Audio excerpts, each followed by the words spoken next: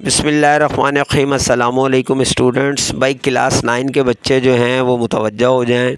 Chemistry की book है और उसका मॉडल पेपर बना रहा हूँ क्लास 9 का, और इसका जो सेक्शन बी है अगर इसमें देखें तो आपको ये 24 मार्क्स का है। आपको 8 क्वेश्चन करने हैं और 12 दिए हुए हैं। 3 क्वेश्चन का मतलब मार्क्स हैं एक क्वेश्चन के। अब इसमें जो सबसे पहले क्वेश्चन है, question number 2, what are isotopes, identify the number of proton and neutron present in the following isotopes. यानी कार्बन के दिए हुए 14, 6 और 14, और अब क्लोरीन के दिए हुए 17 और 37। ठीक है। ये तो पहले तो हमने बता दिया आइसोटोप्स क्या है, उसके बारे में हमने बता दिया। Atoms of the same element having same atomic number but different mass number are called isotopes. They have same atomic number and number of protons but different number of neutrons. These elements have same chemical property due to same electron configuration.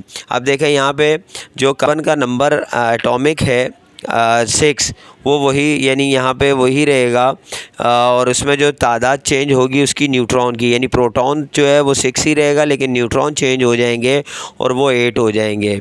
बिल्कुल इसी तरह chlorine में भी अगर आप देखेंगे तो आपके जो 37 में से जो 17 प्रोटॉन हैं और 20 न्यूट्रॉन हो जाएंगे। ठीक है। इस तरह से जो है प्रोटॉन, जैसे हमने ऊपर डेफिनेशन पढ़ी है, बिल्कुल इसी हिसाब से इसको हमने चेंज किया है आइसोटोप्स में। क्वेश्चन नंबर 3 है, what is an alloy, write down the composition and one use of brass and bronze.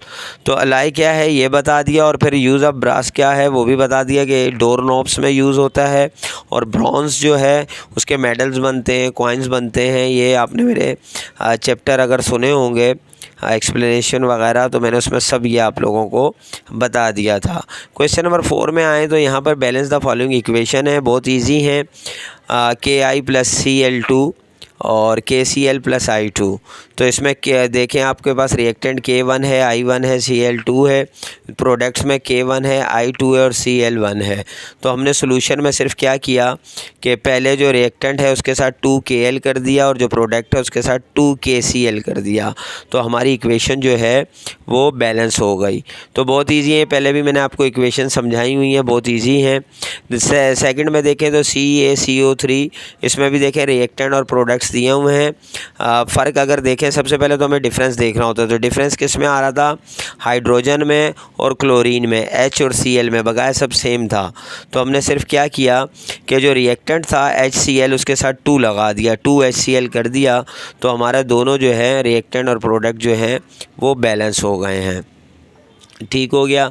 उसके बाद अगर इक्वेशन नंबर 3 है, इसमें भी देखें NaHCO, और इसमें फ़र्क किस में था, सभी में तकरीबन फ़र्क है इसमें। ठीक है। तो हमने क्या किया कि 2NaHCO3 यानी रिएक्टेंट से पहले हमने सिर्फ 2 पुट कर दिया, तो जो बाद वाले प्रोडक्ट्स थे वो भी वो पहले ही सेम थे, तो ये भी बैलेंस हो गया। तो इस तरह ये हमारी तीनों इक्वेशंस बैलेंस हो गई हैं। ठीक है। इसी तरह से आपको करनी है, पहले ऊपर आंसर लिखे, नीचे फिर सोल्यूशन करके आपने इनको बैलेंस करना है। क्वेश्चन नंबर 5 है, design primary and confirmative test of qualitative analysis of Zn+2 cation. ये आपका आंसर दिया हुआ है, आपकी बुक में भी है। एक्सपेरिमेंट बताना है, ऑब्जर्वेशन बतानी है और रिज़ल्ट बताना है। क्वेश्चन नंबर 6 देखें, write down electronic configuration of the following elements. Magnesium था, इसका एटॉमिक नंबर 12 होता है, तो आपको पता है। 1 सब शेल में S2 है, सेकंड सब शेल में S2P6 है और थर्ड सब शेल में S2 है। नाइट्रोजन एटॉमिक नंबर 7 होता है, फर्स्ट शेल में S2 है, सेकंड शेल में S2 है और P3 है। और क्लोरीन में 17 होते हैं, फर्स्ट शेल में सब शेल में S2, फिर 2 में S2, फिर 2 P में 6, फिर 3 सब शेल में S2 और P5। ये आपकी जो कन्फिग्रेशन है ये मैंने आपको पहले भी सिखाई थी, आती होगी आपको।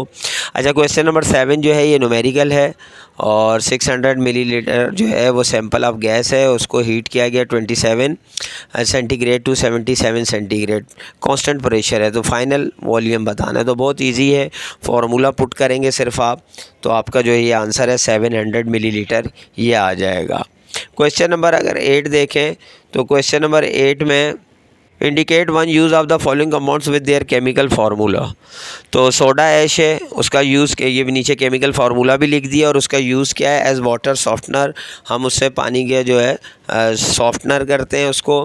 और स्लैक्ड लाइम है, इसका नीचे फार्मूला और लिख दिया use in water treatment to reduce acidity. ठीक है। लाइम स्टोन है, तो ये फार्मूला लिख के बता दिया कि भाई ये सीमेंट इंडस्ट्री में इस्तेमाल होता है। क्वेश्चन नंबर 9 पर आएँ तो state Faraday's first and second law of electrolysis, ये दोनों आपके बुक में मौजूद हैं, फ्राडे फर्स्ट लॉ और second law.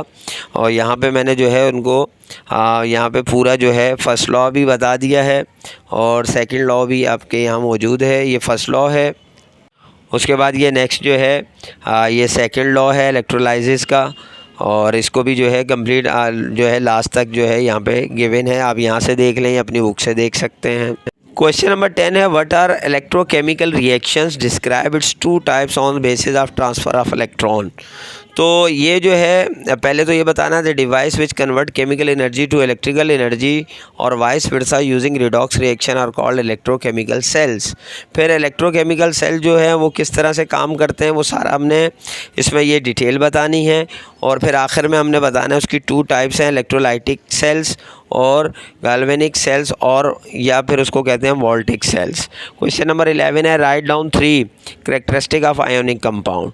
The ionic compound exhibit the following properties. Ionic compounds form crystals. Ionic compounds tend to be hard and brittle और they have high melting and high boiling points. तो छोटे छोटे points लिखे हैं ताकि आपको याद हो जाए। क्वेश्चन नंबर 10 है मतलब ये कैलकुलेट द नंबर है, यानी न्यूमेरिकल है। इसमें हमें पहले मोल मालूम करने हैं, नंबर ऑफ़ मोल, और फिर मॉलिक्यूल्स मालूम करने हैं।